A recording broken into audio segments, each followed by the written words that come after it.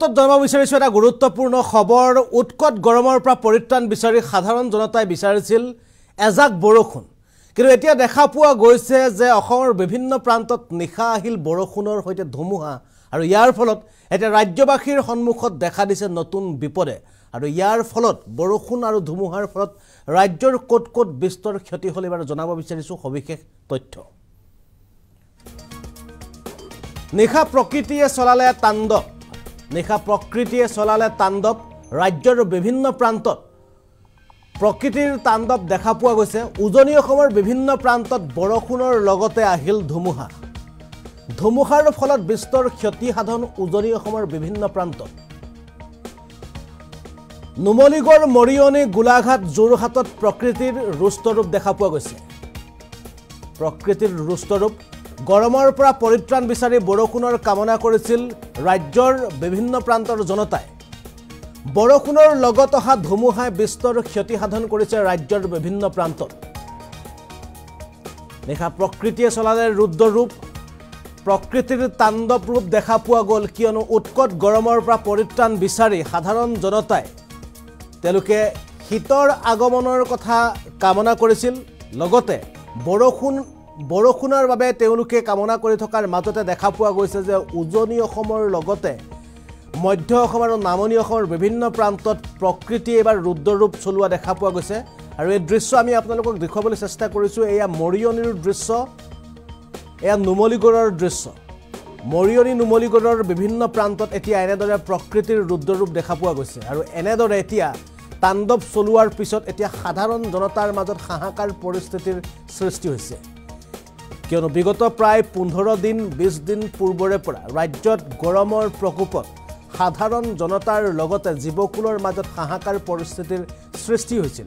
আৰু এই গৰমৰ পৰা পৰিত্ৰাণ বিচাৰি সাধাৰণ জনতাই তেওঁলোকে বিচাৰিছিল এজাক বৰষুণ আৰু বৰষুণৰ কামনা কৰি বিভিন্ন প্ৰান্তত ভেকুলী বিয়াৰ পৰা আৰম্ভ কৰি বিভিন্ন ধৰণৰ কাৰ্যপন্থা জনতাই হাতত লৈছিল কিন্তু শেহতীয়া পৰ্যায়ত আশাৰ সঞ্চাৰ কৰি আহিল এজাক বৰষুণ ঠিকেই কিন্তু বৰষুণৰ সমান্তৰালত ৰাজ্যৰ বিভিন্ন প্ৰান্তত দেখা পোৱা গ'ল ধুমুহা আৰু ধুমুহাৰ ফলত এতিয়া উজনি অসমত নিশা হাহাকাৰ পৰিৱেশ আৰু উজনি অসমৰ বিভিন্ন প্ৰান্তত এনেদৰে এতিয়া ঘৰ দুৱাৰ সকলো ধুমুহাৰ ফলত বিস্তৰ ক্ষতি সাধন হৈছে প্ৰকাণ্ড গছ ভাঙি পৰিছে বিদ্যুতৰ তাৰ ছিঙি পৰিছে আৰু এনেদৰে এতিয়া হাহাকাৰ পৰিৱেশৰ সৃষ্টি হৈছে উজনি অসম মধ্য অসমত আৰু বিশেষকৈ কালি আবেলিৰ ভাগত দেখা পোৱা গৈছিল যে গুৱাহাটী মহানগৰৰ লগতে নামনি অসমৰ বিভিন্ন প্ৰান্তত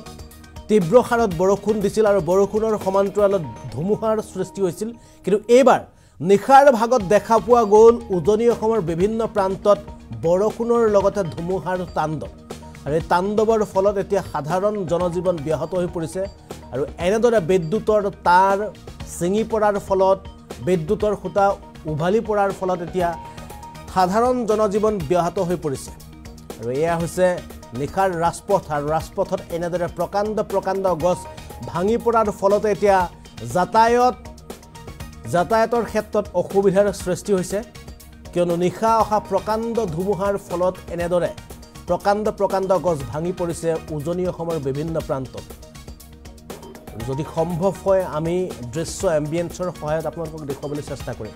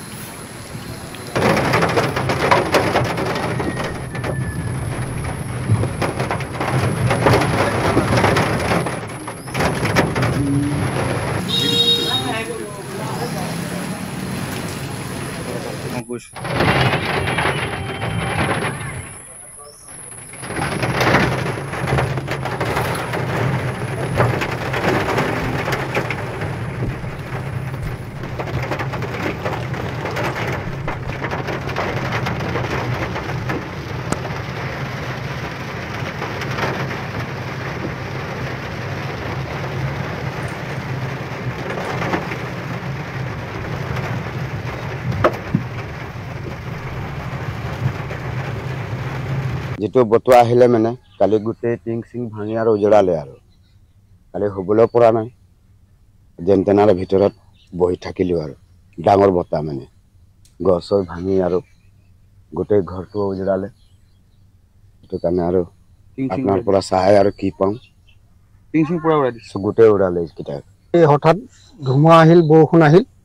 সেই ধুমুহা জাগে আমাৰ নাৰায়ণপুৰ ভোগতাল অঞ্চলৰ নাৰায়ণপুৰ এৰিয়াত ভালেমান ক্ষতি সাধন কৰিলে গছ গছনি ভাগিল আৰু